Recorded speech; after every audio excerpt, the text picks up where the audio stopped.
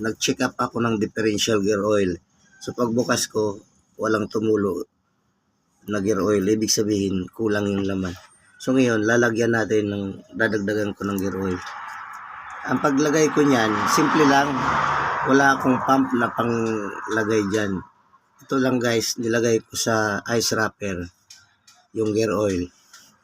Ganito lang yan. Ipapasok ko yung dulo ng plastic dito sa bunganga ng differential sa lalagyan ng gear oil.